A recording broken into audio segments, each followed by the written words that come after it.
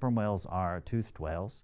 They are primarily hunting squid thousands of feet deep. They're not quite blind, but they're close to it. They have a huge, let's say, sound system here at the front of their head, and they are mapping the ocean floor and all of the creatures on it through sound. And they're doing it at a volume that were you to be standing in front of a sperm whale when it made one of its clicking noises to map the ground, you would die. The sound is so intense, you cannot survive it. I'll let them know, make them listen. We'll have like 12 listeners now. Oh, I was going to say, listen to the whales except for the sperm whale. Well, listen to Safe Distance. It's like a rock concert. You got to be a few feet back Front from row. the stage.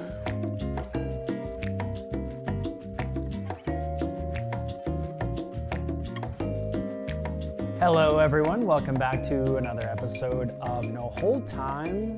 We have a very important episode today for three reasons. And I'll start from least important to most important. First is Bremer's not here. That's all that needs to be said. He's missing again. He's missing in action. Two, we have a real life studio audience that is joining us. And then three, the most important, is Grant Riewe, Chief Technology Officer for Vibrant Emotional Health, is here in studio with us. Thank you. Thanks for coming. We really appreciate it. So does the studio audience. We've got applause going on. No, we really appreciate you joining us. I've had the pleasure of partnering with you and your team on a number of different projects, and whenever we started talking about getting people and customers, partners out here, you were the first person we thought of. One, because you're fun. Two, we thought you would do it. You might be the only one that would be willing to do it. Any excuse to come to tropical Omaha. Yes. Yeah, no, well, thank you so much. So, yep, we have Grant here. Eric is still here. We haven't gotten rid of him yet. I'll let Bremer be an example to you. Yes, well, I'm going to watch myself. Yeah, and so the plan for today is to talk about you outside of work for a little bit, but this being a customer experience podcast, we want to talk about your unique opinions and thoughts, and being a technologist, just overall technology as well. But yeah, thank you for joining us. Where do I start? I've heard a lot about hobbies of yours that you have, the things that you do outside of work. And this kind of stuff really interests me because I like to know who people are outside of work, what they do to get away, what they do to keep their minds off of important, stressful jobs. And we know that yours is because of the work you do. But so I have a list of things that I've heard, read, seen, baker, cheesemaker, woodworker. Sounds like you're going through like a nursery rhyme. Yeah. I like that. And recently, this is a new one for me, pretty talented musician and a whale conservationist. Are there anything that I missed that you would want the tens of our listeners to know about you before we dig deep into those? Well, I'm a student too, and I'm a professor. So I do both sides of that. I consume an enormous number of books every week. So my appetite, which cannot be captured by the internet, is definitely something that's there. I'm always looking for a new hobby. The cheese making is the most recent on that list, and I'm on just early days. I haven't actually progressed to anything other than a soft cheese. I'm more experimenting with making butter from scratch and playing with the precise percentage of butter fat that I'd like in my cookies.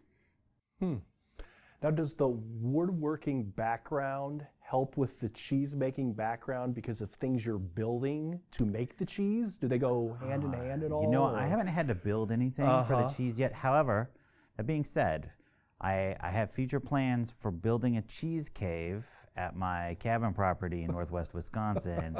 And you got to think hobbit hole, little round door, but under the hill. I have the hill picked out.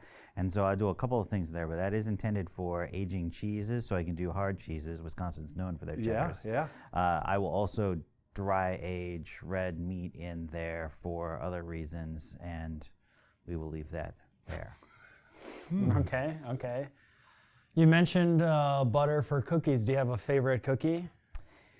Yeah, I really, lots of cookies here, but I think nobody can go wrong with a chocolate chip cookie. Yeah. But it's what you do with your chocolate chip cookie. So I typically do a brown butter chocolate chip cookie, get that nuttiness. It also doubles the amount of butter in your cookie, so you can't really go wrong with that. And then I will use 2 or 3 different kinds of chocolate chips. I like a mix of semi-sweet and bittersweet in there. And then I am a toffee fanatic, so I do fold toffee bits into my cookies. Some people like nuts, but I think those people are nuts. Now, do you make your own toffee? Yes, I do. Typically not for cookies, but I do make toffee, and this is the time of year on the holidays that's where what I I do was make thinking. toffee. I'm like, if you make toffee, maybe send that's my favorite treat. Great. Well, I do a couple different types of toffee, but the one that I like the most is like a layer of crushed walnuts with a hard cracked caramel toffee on top of it, with a dark chocolate layer on top of that. And if you're really good, I will make you marshmallow fluff to put on the top of that thing. Oh, dang! You don't come to me and hang out with me for a weight loss program. That's not how we do things. That's fair. Sounds so good. That's fair. My girls would be upset if I didn't ask you about this. My girls are big fans of the whales. And so I mentioned whale conservationist, and I know that you're on the board of some whale conservation entity. Can you share a little bit more about that? Yeah, I've been going to Southeast Alaska for the last 30 years now. Not quite every year, but close to it. Sitka primarily, but I've been in Ketchikan, Juneau, St. Petersburg, all around there. In a trip a number of years ago, I was in a place on the east side of Baranof Island, which is where Sitka is, called Baranof Warm Springs, and I encountered Dr. Andy Szabo, who is the executive director of the Alaska Whale Foundation. Andy and I got to talking, and a couple years later, I was invited by the rest of the board to join the board and have now been working with the Alaska Whale Foundation for the last several years.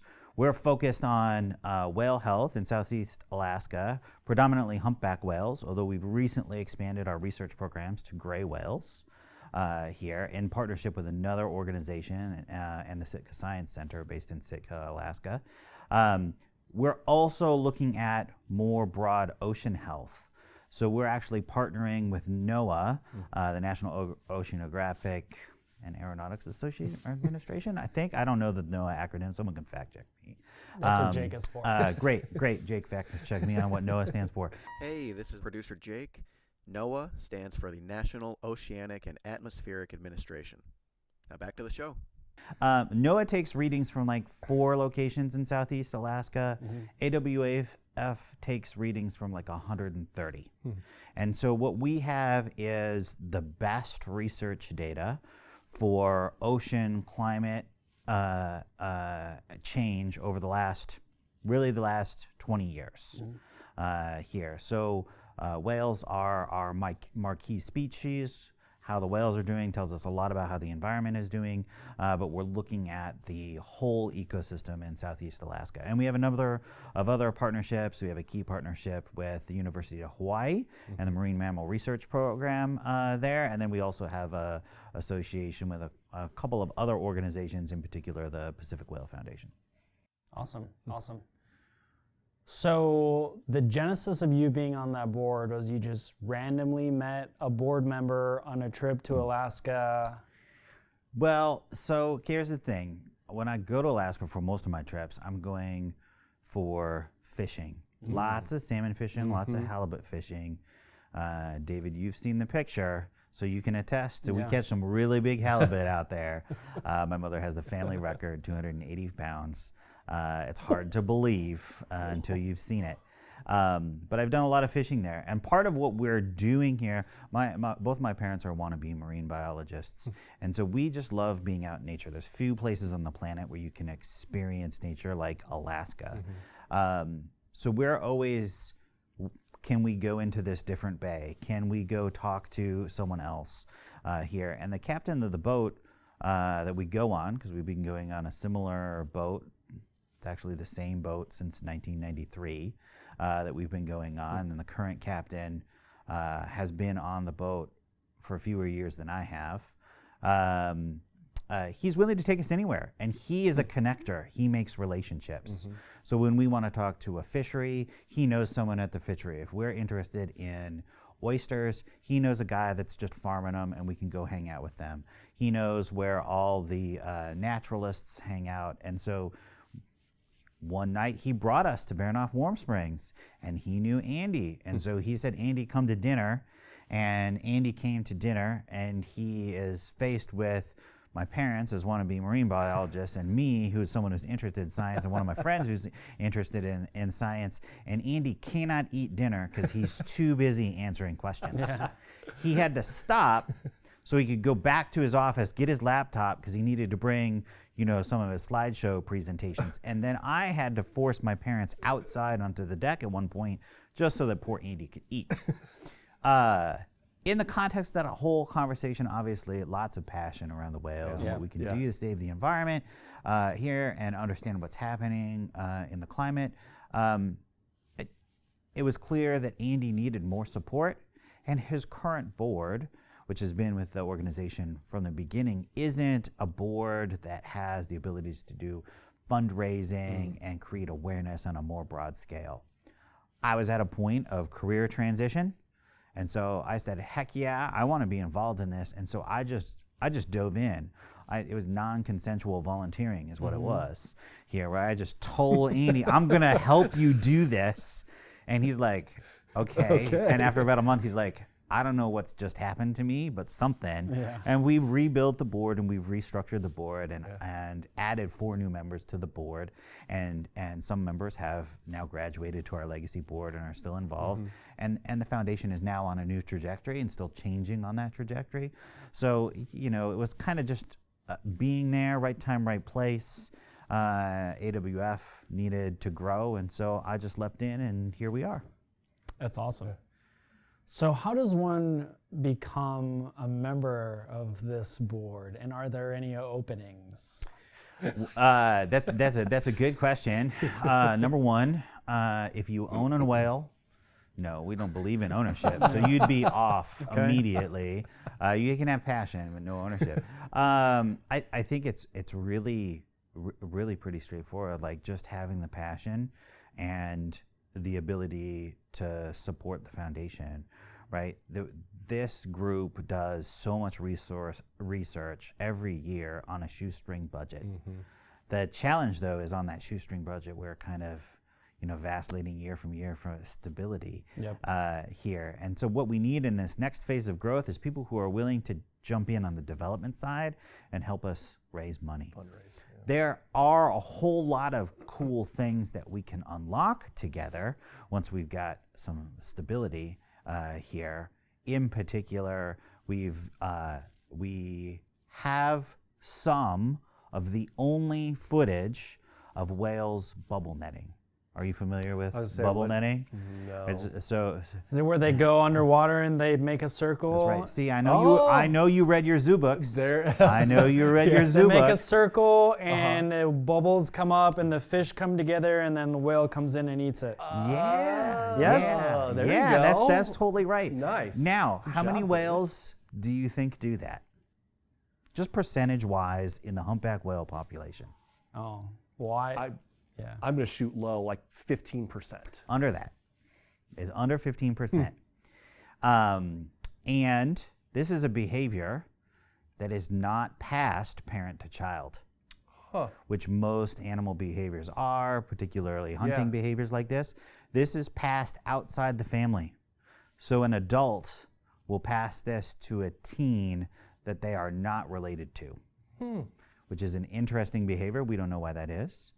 Now, when you think about this bubble net that's gathering the fish, is it the bubbles that are herding the fish together?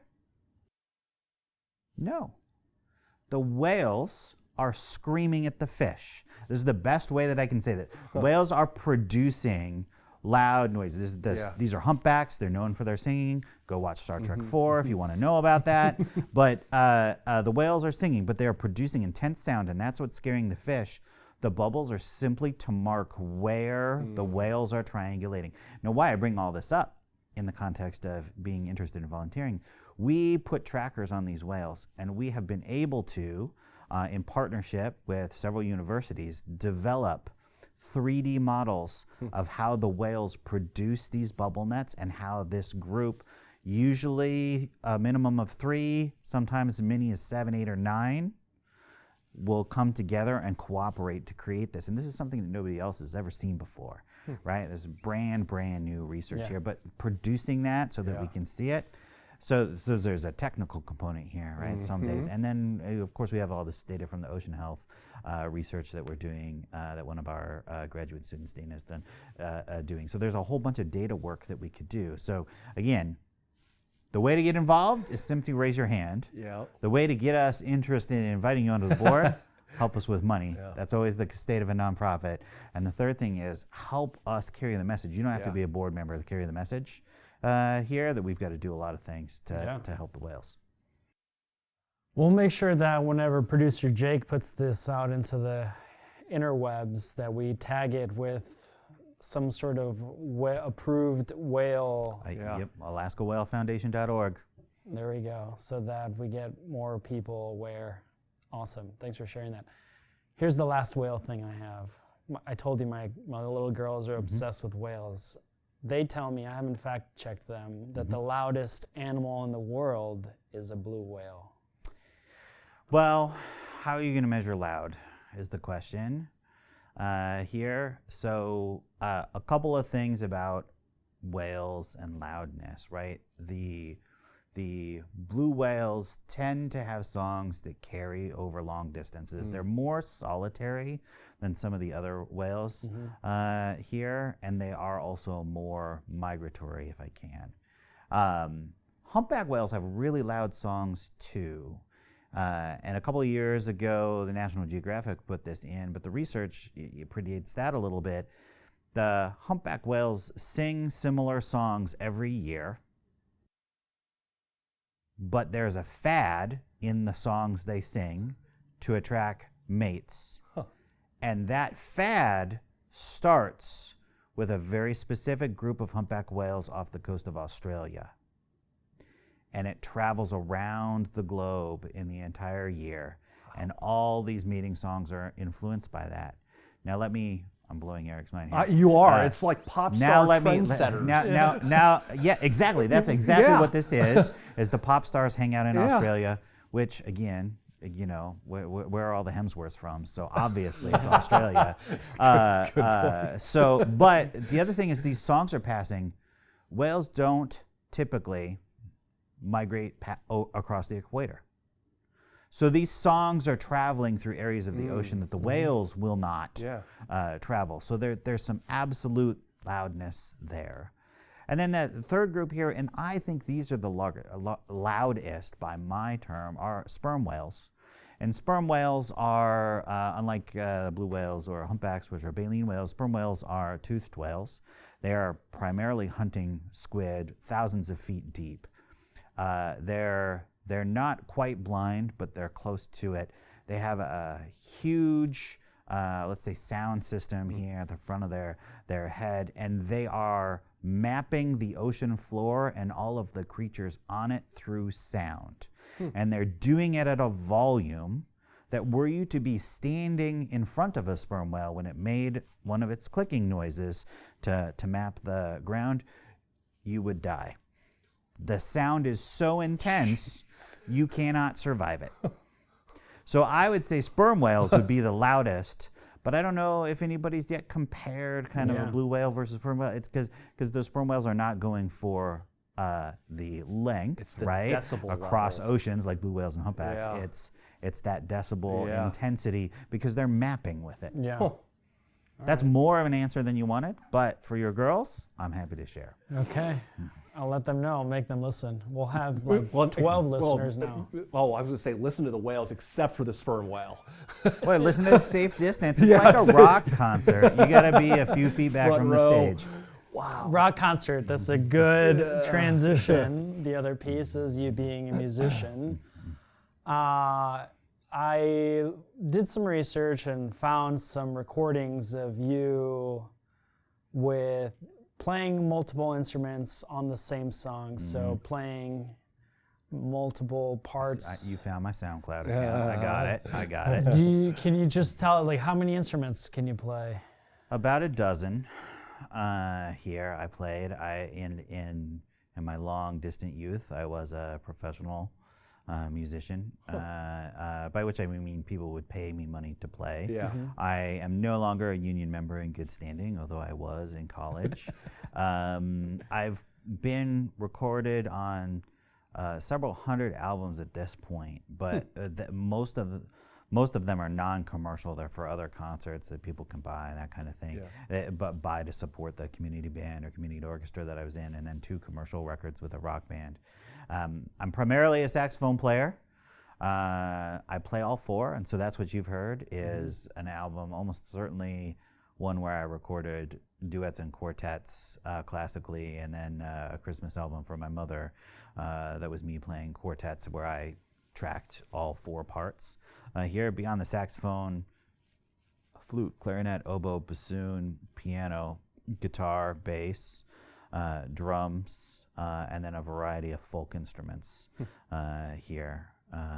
Someone asked me how long it takes to pick up another instrument, and the answer is really about the mechanics. So flute is hard because my sister's the flute player. I inherited her original flute. Here, the air resistance is so much different than saxophone or clarinet or bassoon, which are better instruments for me. So that one's hard. But in terms of fingers, reading music, no problem. So what was the first instrument you learned and the last? Piano was the first instrument that I learned. Gosh, what did I pick up last?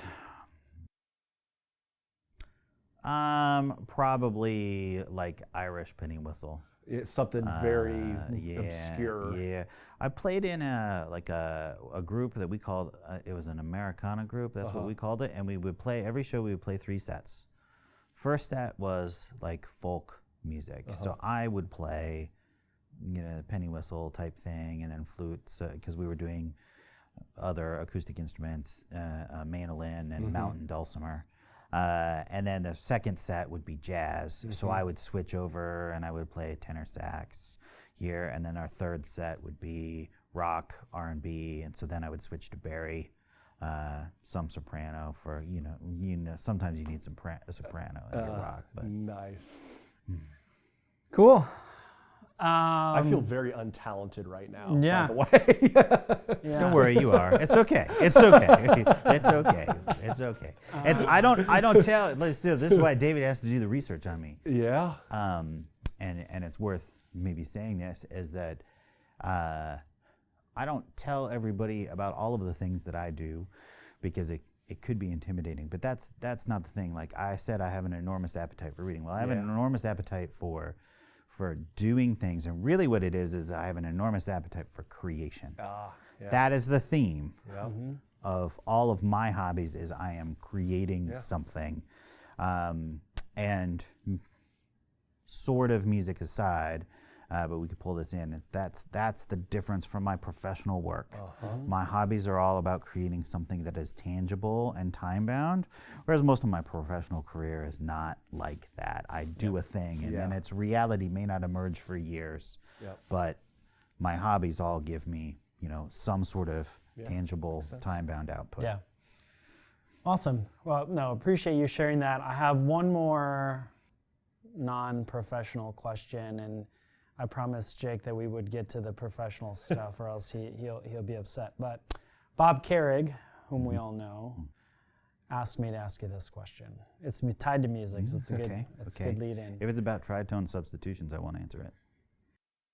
If you were on a desert island with a working record player, what 3 albums would you have with you? Oliver Nelson, Blues and the Abstract Truth. Charles Mingus, The Clown. I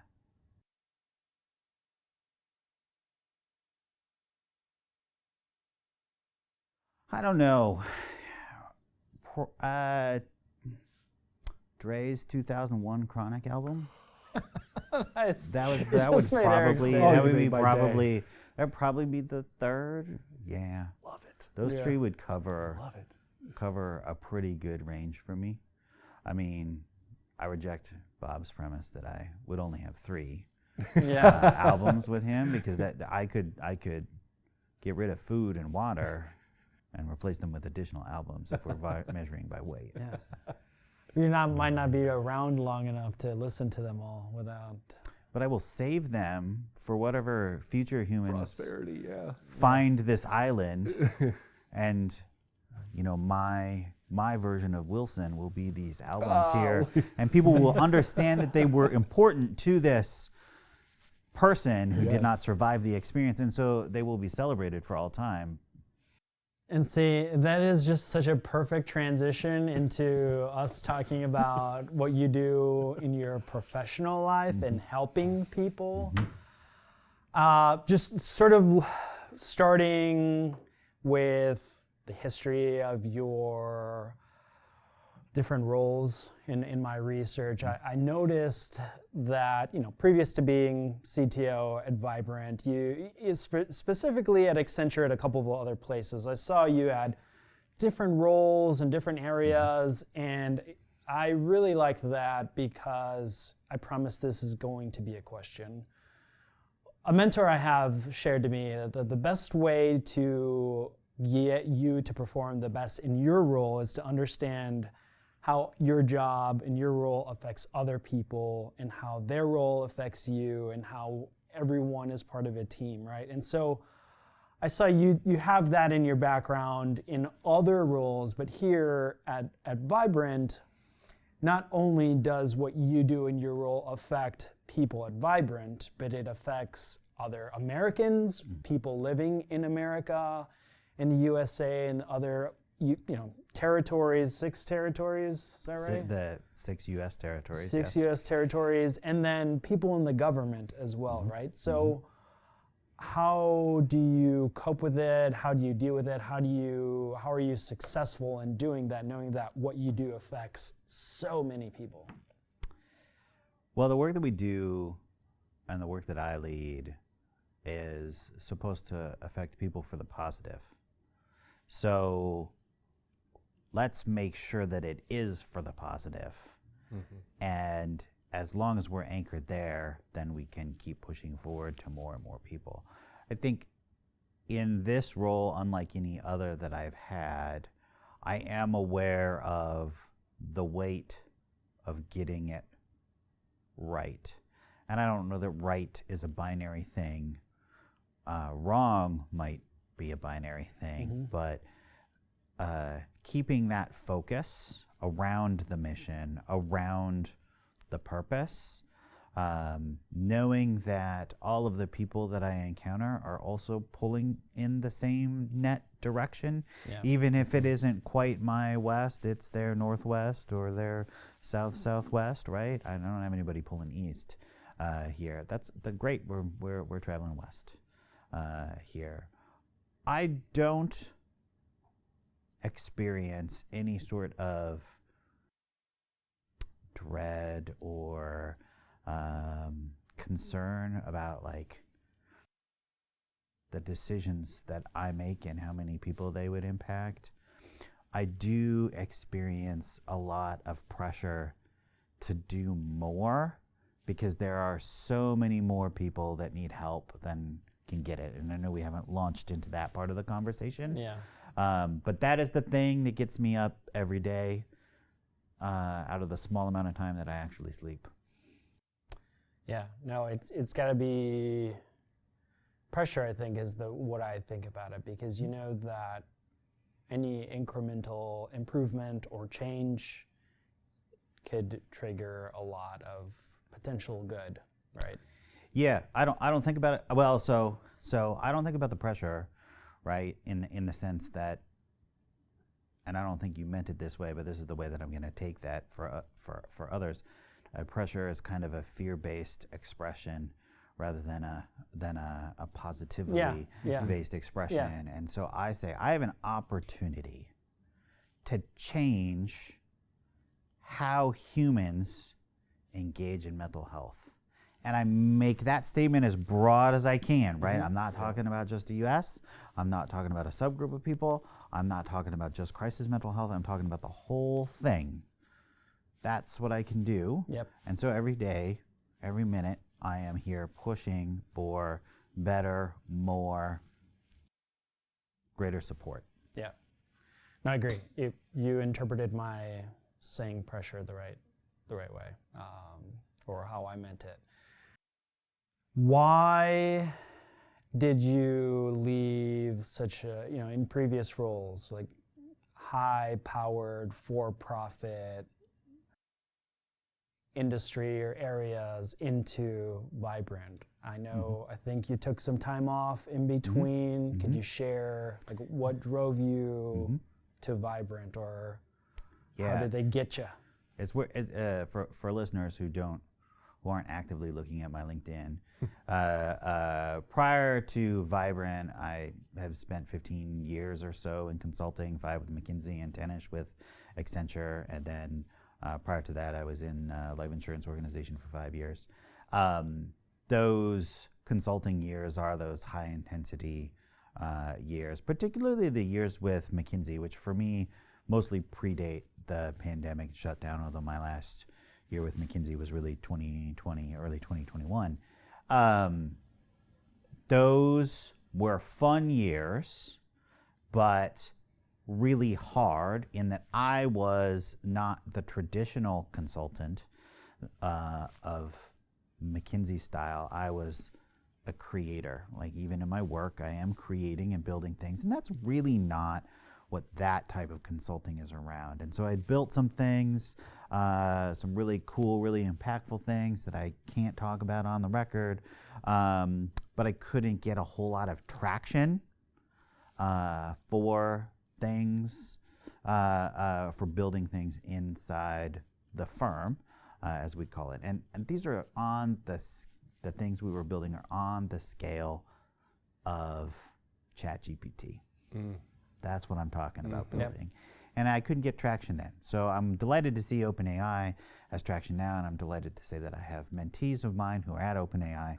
I'm very proud of the work that they're doing, but like, I couldn't get traction there.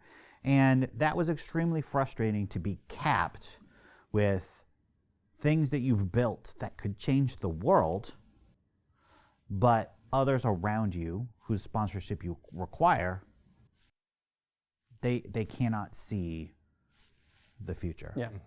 So I really got to a point where what I wanted to do in my purpose in life was at odds with the corporate structure in which I was in. And so I made the decision to leave that corporate structure, and not knowing what was next, I knew that I needed to get out of it and do something. So I did take what I call a sabbatical, right? It wasn't the total kind of away from work, but I did take roughly a year, not quite a year, away from having a primary day job.